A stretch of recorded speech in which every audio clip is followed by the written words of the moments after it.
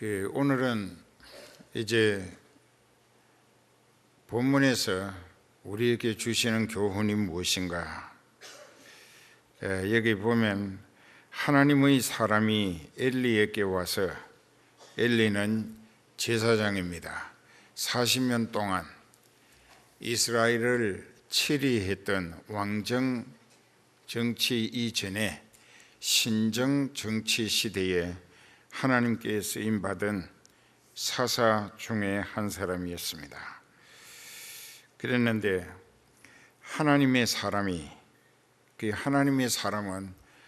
하나님이 택하시고 진리와 성령으로 깨닫게 회개하게 거듭나게 하셔서 영성 체질로 말씀에 붙들리고 성령이 이끌리며 하나님 뜻에 따라 쓰임받게 되는 사람을 하나님의 사람, 예컨대 신명기 31장 1절에 보면 하나님의 사람 모세가 죽기 전에 자기 백성에게 축복한 내용이 이와 같다라고, 거기 보면 하나님의 사람 모세라고 기록되어 있고, 또 사무엘 여기 상 9장 6절에도 보면은 사무엘을 하나님의 사람이라고 했고, 그 10절에 보면은 하나님의 사람 사무엘이라고 그렇게 기록되어 있습니다. 이 시대에도 하나님께서 진리와 성령으로 변화시키셔서 영적인 소망을 위하여 영적인 성과를 목적으로 보내시고 세우시고 붙들어 쓰시는 하나님의 사람들이 있습니다. 그리고 그 하나님 사람들의 생각, 말, 행동은 육신의 세상 조건을 위하여 생각하고 말하고 행동하지 아니하고 영적인 하나님의 뜻을 따르기 위하여 하늘나라를 바라보며 영적 가치와 그 소망을 위하여 하나님께 이끌리며 붙들리고 쓰임받는 사람, 그 사람을 하나님의 사람이라고 합니다. 이건 여러분들의 목자도 그리 될 수 있고, 여러분 각자도 얼마든지 말씀에 붙들리고 성령께 이끌리며 하나님께 거룩하신 뜻을 쫓아 영적인 소망과 그 성과를 위하여 쓰임받을 수 있다면 그 사람도 교회에서 받는 직분 상관없이 하나님의 사람이라 할 수 있게 된다는 것입니다. 그 본문에 보면은 하나님의 사람이 엘리 제사장에게 와서 그에게 일러줍니다. 여호와의 말씀에, 즉 하나님께서 말씀하시기를 너희 조상의 집이 애굽의 바로의 집에 속하였을 때에, 즉 400여 년 동안 애굽에서 종살이 할 때에 내가 그들에게 나타나지 아니했느냐? 이스라엘 모든 지파 중에서 내가 그를 택하여 나의 제사장을 삼아 그로 내 단에 분향하며 내 앞에서 에봇을 입게 하지 아니하였느냐? 이것은 모세의 형 3살 더 많은 아론을 두고 하시는 말씀입니다. 레위 지파에서 아론이 하나님 앞에 제사장으로 세움을 입었고 하는 뜻입니다. 이스라엘 자손의 드리는 모든 화제를 내가 네 조상의 집에 주지 아니하였느냐? 그들은 성막에서 백성들의 속죄제나 화목제나 속건제나 수원제나 번제를 드리는 일들로 자기 백성, 즉 이스라엘의 죄를 하나님 앞에 용서받게 하고 하나님과의 관계가 원만히 회복되는 화목을 시도하게 하고, 그래서 그들의 생애가 하나님 앞에 섬김의 제물로 드리워질 수 있도록 번제 드리는 일을 감당하게 하셨더라는 말씀입니다. 너희는 어찌하여 내가 나의 처소에서 즉 성막에서 명한 나의 제물과 예물을 밟으며 하나님께 드리는 제물을 발로 짓밟았다. 그 다음에 네 아들들을 나보다 더 중히 여겨. 이 말씀 들을 때 가슴이 뭉클합니다. 왜냐? 예수님도 말씀하셨습니다. 부모나 처자를 나보다 더 사랑하는 자도 내게 합당치 않다. 그건 부모나 처자라고 하는 것은 혈연관계, 핏줄로 이어지는 가정의 계보입니다. 그런데 그 혈친, 핏줄로 이어지는 부모님이나 자녀를 영적인 소망을 위해서는 예수님보다 더 사랑하는 것이 어리석은 일이 된다는 뜻입니다. 왜? 자기 영혼이 예수님을 알게 하시고 믿어지게 하심을 따라 믿음으로 회개해서 구원을 얻었다면 자기 자녀나 부모님들을 복음의 진리를 깨닫게 전도하고 그들로 성령의 계시와 조명을 따라 체험과 감동으로 회개하며 믿어지는 믿음으로 거듭났을 때 그 영혼들이 하나님 앞에 영원히 사는 구원을 얻을 수 있어야 하는데 요즘 사람들은 그렇지 않습니다. 자녀 교육에도 그저 그 자식들을 방만하게 그저 그 아이가 원하는 대로 말하고 행동하도록 가급적 제재를 가하지 아니하고 꾸중도 하지 아니하고 벌 세우지도 아니하고 매질도 하지 않기 때문에 요즘 자라는 아이들은 천지분간 없이 자기가 제멋대로 살 수 있는 세상인 양 어리석게도 잘못 길들여져 가고 있습니다. 어떤 사람은 이렇게 말했습니다. 옹구 만드는 진흙이 있는데 그 진흙을 모래알을 다 제거하고 순 흙만 모아서 부시고 그것을 물로 반죽을 했을 때 그것이 굳어지기 전에는 그 토기장이가 자기가 구상하는 그릇을 만들기 위하여 그 생각과 손으로 원하는 그릇의 용도 따라 만들어낼 수 있다는 것입니다. 그러나 시간이 그만 지나서 그 진흙으로 이겨놓은 그것이 그릇을 만들어 다듬어 가는 과정에서 빨리 굳어버리면은 그 토기장이가 원하는 그릇으로 만들어낼 수가 없다. 왜? 굳었기 때문에 깨버릴 수밖에 없다는 것입니다. 그러니까 우리가 세상 살면서 우리도 그랬죠. 부모님 사이에서 태어났습니다. 알고 보면 하나님께서 목적이 있어서 나게 하심으로 태어난 거예요. 근데 그걸 모르고 삽니다.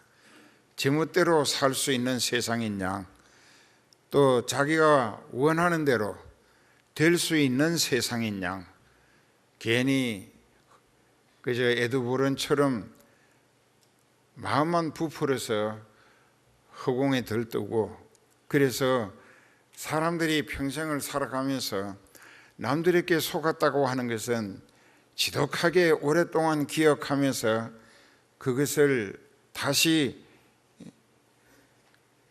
마음 아프게 또 분하게 또 이렇게 여러 모양으로 속으로 저주하면서까지 앙심을 버리지를 않는다는 겁니다. 그런데 가장 어리석은 것은 분해해야 할 것은 다른 누구에게 속았던 것보다도 자기 자신에게 속았다는 사실이어야 한다는 것입니다. 자신에게 속은 것, 이 자기가 생각을 잘못하고 계획을 잘못하고 그리고 수고를 죽자고 했지만은 결과는 실패로 엎어지고 말았다. 그런데 나만 엎어지는 것이 아니라 내 주변 사람들의 주머니까지 연결시켜서 함께 엎어지게 만들었다고 할 때 자살하고 싶어진다는 것입니다. 왜냐하면 부담이 감당하기 어렵다는 생각 때문에.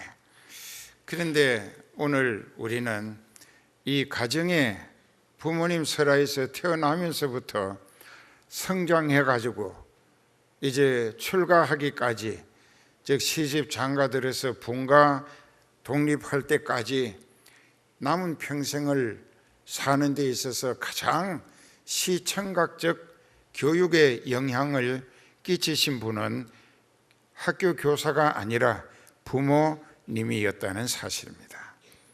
그 부모님이 어떤 수준의 사람이었고, 어느 예절이 어떠했고, 그리고 그 혈기와 정욕, 탐심, 또 미신 우상 섬겼는가, 여러 가지로 그 자기가 낳아서 길러낸 자식들에게 입체적인 시청각적 교육의 영향을 끼쳐 왔다는 건 아무도 부인할 수 없는 사실이라. 그래서 그 인생이 이 세상에 태어날 때 부모님을 어떤 분을 만나는가, 그리고 그 평생이 어떤 사람으로 살게 될 것인가는 부모님께 시청각적 교육으로 영향을 받은 것에 대한 그 영향력이 그 인생의 66%를 차지한다고 하는 심리학자들의 보고가 있다고 합니다. 66%. 그 상당히 그 자녀들에게 생각, 사고력, 말, 언어, 또 행동 거지, 이런 것에 대해서 부모님이 자식들에게 무엇을 보여주고 어떤 말 들려주는가, 그것이 그 자식들의 장래를 그렇게 살아갈 수밖에 없도록 길들여 주는 것이 된다. 참 불행한 일이죠. 그게 왜 불행하다고 할 수밖에 없는가? 그게 우리가 순수한 하나님의 사람, 진리 안에서 성령으로 거듭나서 영적인 가치와 그 소망의 기쁨에, 그리고 더 많은 영혼을 이 영적인 생명길로 인도하기 위하여 집에서도 기도하고 애쓰고, 또 나아가서 수고해서 얻어진 수입을 가지고 전도나 선교를 위하여, 영혼 구원을 위하여 많은 사람들에게 구제하고 베풀고 나누면서 은혜 전달을 힘쓰는 모습을 보여줄 수 있었더라면 자식들이, 자녀들이 바로 그렇게 자랄 수밖에 없을 것입니다. 이것은 무엇을 보여주고 들려주는가가 참으로 중요합니다. 그래서 어떤 부모님들은 신앙이 바로 서지도 못한 형편에 집에 가서 자기를 기준으로 판단해 가지고 아무개가 나를 무시한다고, 그리고 아무개한테 돈을 좀 빌려줬더니 갚을 생각을 하지 않아서 돈 좀 돌려달라고 했더니 악을 쓰면서 기다리라고 했는데 속이 뒤집혀지는 것처럼 화가 나더라. 이런 이야기를 집에서 한다 이게, 부부간에. 그러면 옆에 있는 자식들이 그 이야기를 다 듣는 거예요. 아, 교회 갔다가 피해를 보는구나. 그러면 그 아이로 하여금 교회 갈 필요 없다는 생각을 굳혀가도록 만드는 것이, 그 자식을 지옥길로 밀어넣는 것이 바로 그 부모라는 것입니다. 오늘 그런 모습을 봅니다. 우리는 이제 학교 선생님, 유치원서부터 초등학교, 중등학교, 고등학교, 대학교, 대학원 이렇게 올라가면서 이제 많은 그 제도적인 교육기관을 통하여 교육을 시키는데, 우리는 목회하면서 여러분들이 자녀 양육을 하는데 고3 병이라고 하는 게 있다고 합니다. 고등학교 3학년이 되면 대학 진학을 해야 되는데 대학 문은 좁고 갈 사람은 많아서 이제 과거에 자격 검정 고시도 치고 수능 시험도 치고 했습니다. 그러면 그때 고3은 어떻게 하냐? 교회 열심히 다니는 애를 주일날도 학원에 가라 이게. 교회는 이담이라도 얼마든지 갈 수 있으니까 학원에 가라. 그 아이 장래를 망치는 것입니다. 세상 학교 세상 학업을 통하여 얻어진 지식이나 어떤 기술, 이 테크놀로지라고 하는 걸 아무리 다양하게 전문적으로 자기가 자격증 라이센스라고 하는 걸 땄다 할지라도 하나님께서 그와 함께 하시지 아니하시고 그의 길을 인도하지 아니하시면 그 인생은 쓸모없는 인생으로 하나님이 버리실 때 비참하게 불행한 신세로 끝날 수밖에 없습니다. 그래서 우리는 성경에서 사도행전 17장 24절 이하에 보면 모든 인류를 한 조상의 후손으로 창조하신 하나님이라. 그리고 이어지는 말씀을 보면 그 하나님은 무엇이 부족하신 것처럼 사람의 손으로 섬김을 받아야 하나님이 하나님 굿이라 하는 것이 아니고 오히려 사람들에게 생명과 호흡과 만물을 친히 주시는 자이심이니라. 믿으시세요? 여기 앉았지만 안 믿어지면 그 사람은 더 고생해야 돼. 실패를 또 해야 된다고. 하나님이 생명을 주시고 숨쉬게 하시고 또 그가 하나님 뜻대로 살기 위하여 영적인 소망과 그 성과를 위하여 자기가 복음의 제물이 되고 더 잘 섬기고파 소원할 때에 하나님은 그의 중심이 하나님 마음에 일치하면 그가 섬기고픈 마음껏 섬길 수 있도록 만물을 얼마든지 주시는 하나님이시다 이깁니다. 믿으시기 바랍니다. 진짜 믿어 그렇게 행동하면은 하나님이 생명과 호흡과 만물을 친히 주시는 분임을 체험으로 확인하게 될 것이고 자랑 삼아 많은 사람들에게 증거하게 돼야 할 줄 믿습니다. 그래서 오늘 본문에 보면은 엘리 제사장은 40년 세월 하나님이 그에게 제사장직을 주시면서 이스라엘의 사사로 신정 정치에 하나님의 종으로 세워 쓰셨어요. 그랬는데 실로에 성막이 있었습니다. 그 백성들이 자기가 죄를 짓고 그 죄를 용서받고 싶어서 불안해서 죄값의 심판과 형벌이 두려워서 서둘러 양이나 소나 이런 걸 사가지고 가서 제사장에게 자기 죄를 고백합니다. 그리고 이 짐승을 피를 뽑아서 성막에 들어가 휘장에 뿌리고 자기 죄를 하나님 앞에 예수님의 십자가 언약의 보혈을 흘릴 때까지 임시 용서받는 효과의 속죄 제사를 드려달라고 하게 됩니다. 그러면 이제 제사장이 피를 뽑고 들어가서 이렇게 뿌립니다. 그랬는데 그때 이제 그 백성들은 바깥에서 저 문 바깥에서 엎드려가지고 자기 죄를 용서해 달라고 막 애타게 회개하면서 용서를 빕니다. 이렇게 해서 속죄제를 드리거나 번제를 드리거나 했습니다. 그런데 이제 그 엘리에게 두 아들이 있었습니다. 하나의 이름은 흠니고 또 하나의 이름은 비느하스라고 합니다. 근데 여기 12절에 보면은 자 40년이나 하나님의 사람으로 하나님께서 이스라엘의 사사로 제사장으로 세워 쓰심을 받았던 엘리가 자녀 교육을 빵점이에요. 너무 잘못했어요. 그 여기 보면은 2장 12절서부터 엘리의 아들들은 불량자라 여호와를 알지 아니하더라. 하나님을 모르는 두 아들로 키웠습니다. 제사장이 하나님을 모르는 알아보지 못하는 아들로 키웠어요. 여호와를 알지 아니하더라. 그런데 여기에서 보면은 엘리의 아들들은 불량자라 여호와를 알지 아니하더라. 그 제사장들이 즉 엘리와 비느하스가 아버지 대를 이어서 이제 제사장입니다. 아버지와 함께 제사장 역할을 하며 성막에 살았습니다.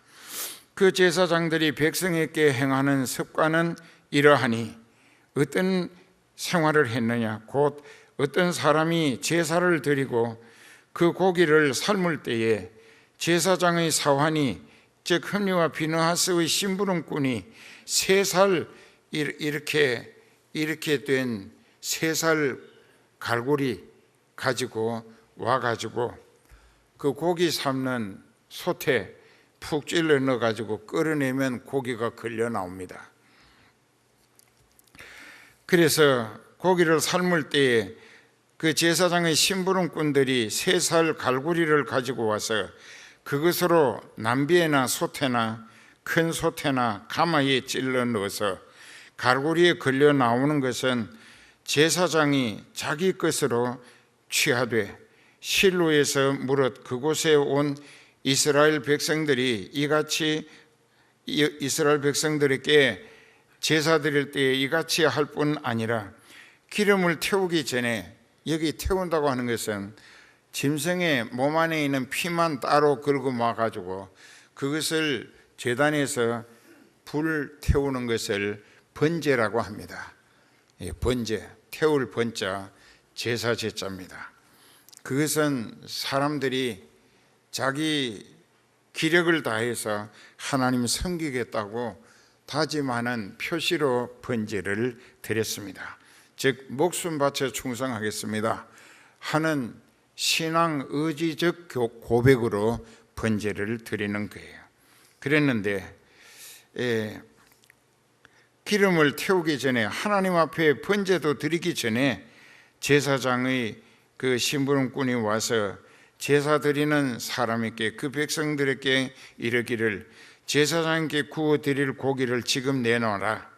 그가 당신들에게 삶은 고기를 원치 아니하고 날고기를 원하신다 하면서 그 제사 드리는 사람이 이르기를 반드시 먼저 기름을 하나님 앞에 번제 드린 다음에 네 마음에 원하는 대로 가져가라 하면 그들이 말하기를, 그 사환들이 말하기를 아니라 지금 내게 줘라. 그렇지 않으면 내가 억지로 빼앗아 가겠다. 자, 이게 아주 무법천지입니다. 하나님을 완전히 능멸하고 멸시하고 짓밟는 행위를 제사장이 했습니다. 그 엘리의 두 아들 흠리와 비느하스가 그 짓을 했어요.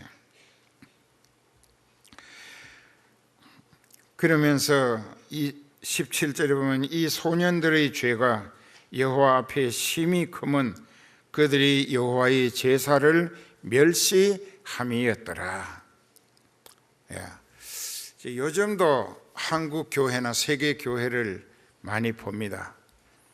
목사님이라는 사람이 이 진리를 깨닫지 못했거나 또 예수님을 알지 못하고 회개하지도 아니하고 성령을 받지 못한, 즉 하나님을 몰라보는, 예수님을 만난 일도 없고 알아보지도 못하는 직업인들이 되어버리면 그들은 교회나 또 예배 의식을 통해서 자기 중심으로 자기의 무엇을 시도하려고 하는 무대로 잘못 이끌어갈 수 있다는 것입니다.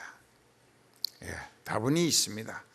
이단들은 더 말할 것도 없고, 그렇기 때문에 그 예수님을 알아보지도 못하고, 즉 하나님으로부터 알게 해 주심을 성령의 계시나 조명, 체험과 감동을 받은 일이 없기 때문에 그저 타락한 인간의 이성적 지각으로 이렇게 교육과 훈련을 받아서 혹시 목회자가 됐다 할지라도 그 사람은 성령을 이끌리는 사역자가 아니면 하나님의 사람이라 할 수가 없습니다.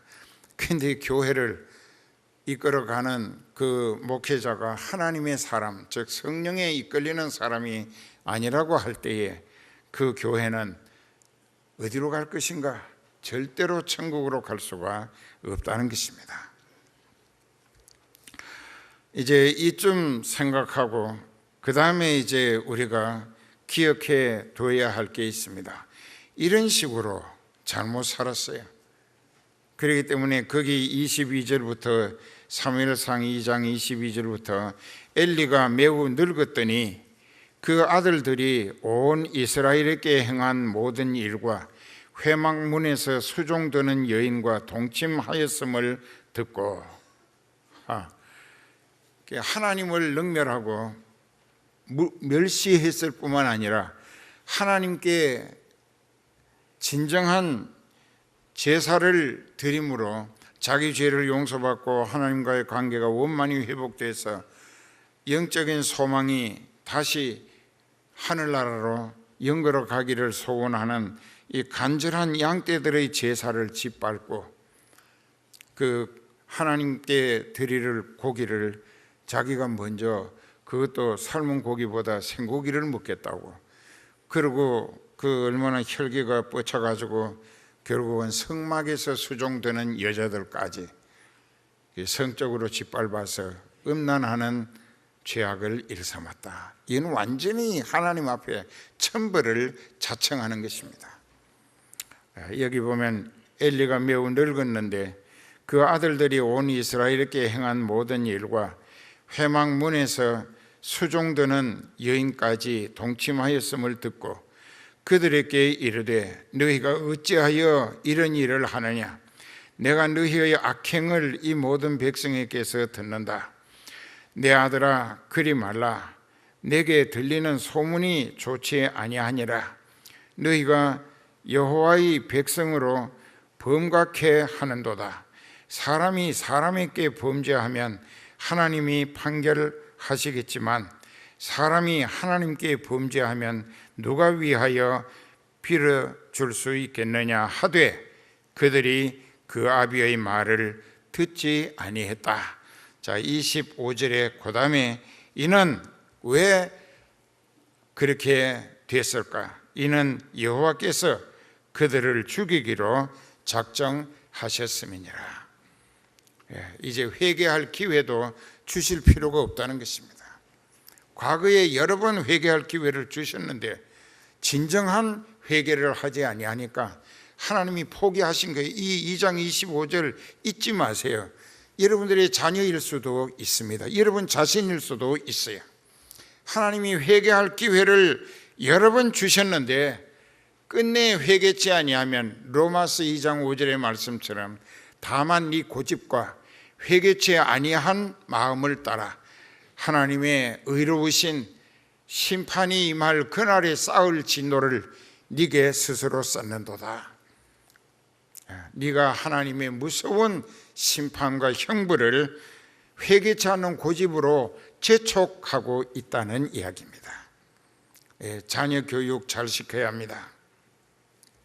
선생님들도 이제 정신 바짝 차리고 자기가 먼저 진리와 성령으로 회개하고 거듭나서 성령에 사로잡히고 이끌리면서 성령이 말하게 하시는 권세와 능력 있는 교훈으로 맡은 아이들을 영적 소망에 이끌어야 한다 이게요. 근데 이제 여기 보면은 참 이미 하나님께서 흠리와 비느하스를 죽이기로 작정하셨다 이게. 그런데 왜 죽이기로? 그 아버지 되는 제사장 엘리가 자식들에게 신앙 교육을 시키지 않았어요. 전혀 시키지 않았어요. 그 여기도 보면 아주 미온적이고 무책임한 것처럼, 자긴 책임이 없는 것처럼, 야 네가 지은 죄에 대하여 내가 백성들로부터 소문을 듣자니 좋지 않구나. 그걸로 끝난 거예요. 그들로 하여금 그 모든 악한 행실을 완전히 회개함으로 중단시키고 신앙인으로 거듭나도록 했어야 한다는 것입니다. 이걸 하지 않았어요. 그러니까는 하나님이 말씀하시기를 네 자식들을 나보다 더 존중히 여기고, 그러니까 자식을 사랑하는 것이 잘못이라는 건 절대로 아닙니다. 신앙으로 양육하지 아니한 것이 잘못이라는 이야기입니다. 그러니까 우리가 이제 성경에서 한번 그 하나님의 교훈은 무엇을 위한 것인가? 잠언 23장 13, 14절에 이런 말씀이 있습니다. 아이를 훈계하지 아니치 말라. 채찍으로 그를 때릴지라도 죽지 아니하리라. 그를 채찍으로 때리면 그 영혼을 음부에서 구원하리라.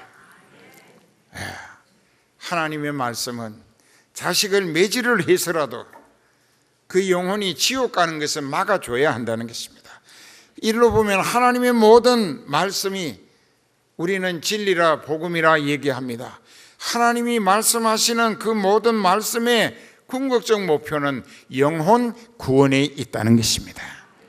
세상으로 부귀영화를 누리라는 것이 아니고 그러다가 지옥 가라는 것이 아니라 영혼이 지옥길을 벗어나서 하늘나라 들어갈 자격 갖추는 구원을 얻도록 하기 위하여 하나님은 교훈하시고 매질도 하시고 벌도 주신다는 거예요. 그런데 한 번 더 잘 들어보세요. 잊지 마세요. 외우세요. 잠언 23장 13, 14절에 아이를 훈계하지 아니치 말라. 채찍으로 그를 때릴지라도 죽지 아니하리라. 그를 채찍으로 때리면 그 영혼을 음부에서 구원하리라. 그래서 흠리와 비느하스는 지옥 간다는 얘기입니다. 엘리 제사장도 결국은 하나님 앞에 자식을 신앙으로 바른 교육, 그 영적 소망의 교육을 시키지 아니한 죄값으로 아주 폐가 멸문을 당하게 됩니다. 그래서 그 예언의 말씀이 오늘 본문 27절부터 쭉 이어져 갑니다. 그리고 이제 또 그 잠언 13장 24절에 보면은 이렇게 초달을 참아 못하는 자는 그 자식을 미워함이라. 초달이 뭡니까? 아이를 어려서부터 신앙인으로 양육하기 위하여 이제 뭐 여러 모양으로 하나님 말씀을 가르치고 또 기도 훈련, 회개하는 방법, 그리고 찬송, 하나님 섬기며 그 뜻대로 순종하는 생활을 훈련시키는 것입니다. 이게 초달을 참아 못하는 자는 그 자식을 미워하는 것이 되고 자식을 사랑하는 자는 근실히 징계하느니라. 자식이 불신자로 잘못 자라게 되고 교회 다녀도 하나님 말씀에 순종하지도 아니하고 하나님을 두려워할 줄도 모르고 금방지게 처신하게 되면은 매로 초달하라지. 두들겨 패가면서라도 지옥 가지 않도록 천국 갈 신앙인이 되도록 초달하라는 것입니다. 그래서 오늘 본문에 보면 하나님의 사람이 엘리에게 와서 그에게 이릅니다. 하나님의 말씀에 너희 조상의 집 애굽에서부터 너희 조상 아론을 제사장으로 세웠고 에봇을 입혀서 성막에서 거룩한 제사를 집행하도록 했고 그리고 그 제물을 먹고 살도록 특혜를 주어 왔었는데 이제 어쩌다가 너는 네 자신의 신앙도 잘못되고 두 아들에게 신앙 교육과 훈련을 제대로 시키지 않아서 결국은 그들이 하나님을 멸시하고 그 제사 드리는 모든 의식을 아주 그냥 형편없이 짓밟아 버린 거예요. 그게 하나님을 능멸한 것입니다. 그렇기 때문에 하나님께서 30절에 그러므로 이스라엘의 하나님 나 여호와가 말하노라. 내가 전에 네 집, 네 조상의 집이 내 앞에 영영히 행하리라 하였었지만은 이제 나 여호와가 결단코 그렇게 아니하리라. 나를 존중히 여기는 자를 내가 존중히 여기고 나를 멸시하는 자를 내가 경멸히 여기리라. 보라, 내가 네 팔과 팔이라고 하는 것은 힘을 말합니다. 그리고 네 조상의 지파를, 이제 그 조상적서부터 권력을 가진 것을 말하죠. 제사장 계보로서 끊어버려서 네 집에 노인이 하나도 없게 하는 날이 이를 것이다. 이제 엘리가 지금 98살입니다. 98살인데 이제 네 집에 노인이 하나도 없게 하는 날, 그날이 곧 다가올 것이다. 이스라엘에게 모든 복을 베푸시는 중에라도 너는 내 처소의 환난을 볼 것이요 네 집에 영영토록 노인이 없을 것이며 내 단에서 내가 끊어버리지 아니할 너의 사람이 네 눈을 쇠장케 하고 네 마음을 슬프게 할 것이요 폐가 멸문을 당한다는 것이죠. 네 집에 생산하는 모든 자가 젊어서 죽으리라. 네 두 아들 흠니와 비느하스가 한날에 죽으리니 그 둘이 죽게 되는 그 일이 너에게 내가 지금 경고하면서 예언하는 말의 표징이 될 것이다. 4장 1절부터 가보면은 하나님께서 블레셋 나라를 쳐들어오게 만들었습니다. 그래서 이스라엘의 군인들이 나가서 막아보겠다고 싸우다가 4,000명이 전사했습니다. 그리고 전의를 상실했어요. 전쟁할 용기가 없어져 버린 거예요. 이 백성들이 그냥 어떻게 할 바를 알지 못하고 당황해합니다.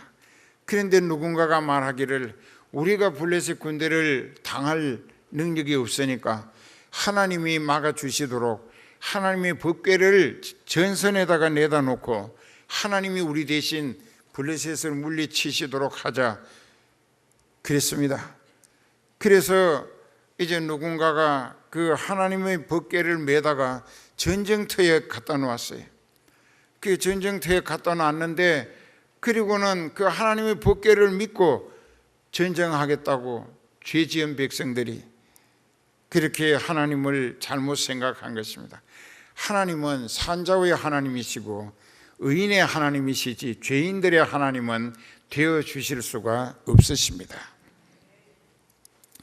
그래서 그만 블레셋 군대가 덮쳐 들어와 가지고 하나님의 법궤가 맥없이 잡혀서 그들에게 포로가 돼서 끌려가고 말았습니다. 그러니까는 그날에 이스라엘 장정들이 3만 명이 더 전사해서 3만 4천 명의 생명이 희생을 당했습니다. 왜? 이 성막에서부터 하나님과의 관계가 어긋나는 죄인들로 하나님 심판의 대상이 됐기 때문에 그렇게 된 것입니다. 왜 어긋났느냐? 여기 보면은 아까 사무엘상 2장에 거기 그랬습니다. 32절에 이스라엘에게 모든 복을 베푸시는 중에 너는 내 처소의 환난을 볼 것이요. 내 처소의 환난이 뭐냐? 하나님 성막의 환난은 하나님의 법궤를 빼앗기는 사건을 네가 보게 될 것이다. 하나님이 이스라엘을 버리신다는 얘기가 됩니다. 왜? 그들이 제사장부터 목자에서부터 양떼들까지 하나님 알기를 우습게 하고 멸시와 능멸을 일삼았기 때문에. 그래서 어느 나라나 교회나 지도자가 영적으로 하나님이 보내신 성령에 사로잡혀 이끌리고 쓰임받는 하나님의 사람이면 거기는 하나님이 함께 하시는 줄 믿습니다. 그렇지 않을 때 하나님이 함께 하실 턱이 없다는 사실입니다. 그래서 여기 너는 내 처소 즉 하나님 성막의 환난을 볼 것이요 또 너의 집에는 영영토록 노인이 없을 것이라. 블레셋 사람들이 법궤까지 빼앗아 갔어요. 3만 명이 더 죽었어요. 3만 4천 명이 전사당했어요. 그리고 패전했습니다. 그리고 나니까는 그 중에 도망친 사람 하나가 이제 실로에 달려왔어요. 달려와가지고 이제 그 성막에 있는 가까이 갔는데 보니까는 엘리가 98살 되어가지고 눈도 어둡고 이제 그 길가에 있는 의자에 앉아서 이제 기다리고 있었습니다. 전쟁 승리의 소식을. 그런데 한 군인이 달려와 가지고 숨가쁘게 보고를 합니다. 그게 어떻게 됐느냐 하고 물으니까 전쟁은 패전을 해서 44,000명이 전사했고 하나님의 법궤도 빼앗겼고 당신의 두 아들 흠리와 비느하스도 한꺼번에 죽었습니다. 자, 얼마나 슬픈 기맥힌 소식입니까? 전쟁은 패전했고 34,000명이 전사했고 당신의 두 아들 흠리와 비느하스도 함께 전사했고, 그러니까 법궤 옆에 제사장이라고 법궤를 지킨다고 있었는데 그만 블레셋 군대가 쳐들어와서 흠리와 비느하스를 그냥 단칼에 다 쳐 죽이고 이 하나님의 법궤를 빼앗아 간 거예요.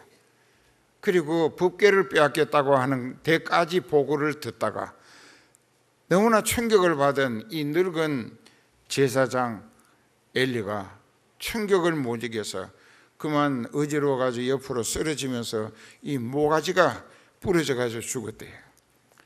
그 목이 부러져서 죽었다. 참 불행한 일이죠. 그런데 그 집이 망합니다. 그 집에 비느하스라고 하는 그 아들의 색시가 아기를 배서 거의 만삭이 되어 갔는데 그 전쟁은 패전했고 법궤도 빼앗겼고 그 시숙과 남편이 전사했고 그 소식을 들은 시아버지도 충격을 받아 의자에서 넘어져 가지고 목이 부러져 돌아가셨다. 그 슬픈 소식에 너무나 충격을 받고 그만 뱃속에 있는 아기를 엎드려서 아기를 쑥 낳고 죽어갑니다. 아기를 낳고 바로 죽는 거예요. 죽으면서 뭐라고 했느냐? 하나님의 영광이 이스라엘을 떠났다. 그 아이 이름을, 금방 태어난 아이 이름을 이카봇이라고 했는데, 이카봇이란 말은 히브리 말로 하나님의 영광이 떠났다. 즉 하나님의 영광이 떠났다는 것은 하나님이 떠나셨다는 이야기입니다. 그래서 그 집은 멸문패가를 당합니다. 근데 그 아이가 이담에 자라가지고 이제 솔로몬 왕 때에 이제 그 자손들이 쭉 대를 이어가다가 솔로몬 왕 때에 이제 그 아이 후손도 제사장직을 얻기 위하여 그 입에 풀칠하기 위해서 그저 그 대제사장께 가서 무릎을 꿇고 엎드려 가지고 내게 제사장직을 감당할 수 있도록 허락해 주시어서 나로 이 돈 조금 또 떡 한 덩이라도 먹고 살게 해 주시라고 액을 복걸해도 안 된다고 하도록 버림받을 때가 올 것이라고 여기 참 기맥히는 기록이 있습니다. 사무엘상 4장에 보면은 사무엘상 4장에 19절부터 그의 며느리 비느하스의 아내가 잉태하여 상기가 가까웠더니 하나님의 궤에 빼앗긴 것과 그 시부와 남편이 죽은 소문을 듣고 갑자기 아파서 몸을 굽으려 해산하고 죽어갈 때에 곁에 섰던 여인들이 그에게 이르기를 두려워 말라 네가 아들을 낳았다 했지만 그가 대답지도 아니하고 관념치도 아니하고 그게 생각을 관심을 가지지도 아니하고 이르기를 영광이 이스라엘에서 떠났다 하고 아이 이름을 이카봇이라 하였으니 하나님의 궤가 빼앗겼고 그 시부와 남편이 죽었음을 인함이며 또 이르기를 하나님의 궤를 빼앗겼으므로 영광이 이스라엘에서 떠났다 한다는 것입니다. 그 다음에 이제 우리가 이 3장 끄트머리에 가서 이제 한번 보십시다. 사무엘이 자라매 여호와께서 그와 함께 계셔서 그 말로 하나도 땅에 떨어지지 않게 하시니 단에서부터 부엘세바까지의 온 이스라엘이 사무엘은 여호와의 선지자로 세우심을 입은 줄을 알았더라. 여호와께서 실로에서 다시 나타나시되 여호와께서 실로에서 여호와의 말씀으로 사무엘에게 자기를 나타내시니라. 이제 이스라엘의 영적 지도자는 사무엘로 하나님이 바꾸신 것입니다. 사무엘은 크게 하나님 앞에 복을 받고 엘리는 폐가 멸문을 당하게 됩니다. 그게 왜 그런가? 자기의 신앙도 자식들의 신앙 교육도 너무나 등한시했기 때문에 그 자식들에게 무슨 재산을 물려주고 출세하게 하고 세상 조건 다 갖췄다 할지라도 하나님과 상관없는 자식들은 언제 어떻게 비참한 신세로 끝날는지 모른다. 그래서 2장 끝머리 보면은 여기에서 이제 34절에 네 두 아들 흠니와 비느하스가 한 날에 죽으리니 그 둘의 당한 그 일이 네게 표징이 되리라.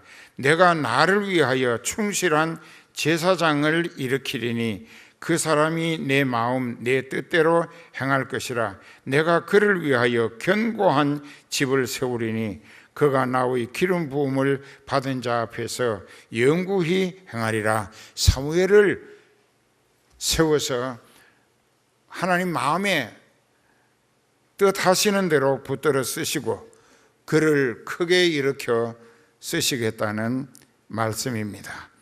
그리고 내 앞에 기름 부음 받은 자라는 뜻은 오실 메시아 예수 그리스도를 말씀하시는 것입니다. 그리고 너의 집에 남은 사람이 각기 와서 은 한 조각과 떡 한 덩이를 위하여 그에게 엎드려 가로되, 즉 제사장에게 즉 사무엘에게 청하여 가로되, 청하노니 내게 한 제사장의 직분을 맡겨주어 나로 떡 한 조각을 얻어먹게 하고 돈도 몇 푼 얻어쓰게 해달라고 액을 복걸할 것이다. 이렇게 한다 이깁니다. 그렇기 때문에 이제 우리도 앞으로 저나 여러분들이 자녀 교육을 신앙 교육으로 말씀 가르치고 또 기도하며 또 하나님 뜻대로 순종하여 사는 생활신앙을 길들여지도록 훈련시키고 그 말 안 들으면 매로 때려서라도 죽지 않는데 생명은 하나님이 주관하시기 때문에 매로 칠지라도 죽지 아니하리라. 네가 자녀들의 신앙을 바로 세우기 위하여 하나님 앞에 하나님의 사람 되게 하기 위하여 매질을 해도 그 뜻을 내가 하나님이 아시기 때문에 네가 때리더라도 그가 죽지 않도록 생명을 살려서 하늘나라 들어올 후사가 되게 하겠다 하시는 말씀이 되는 거예요. 기도합시다.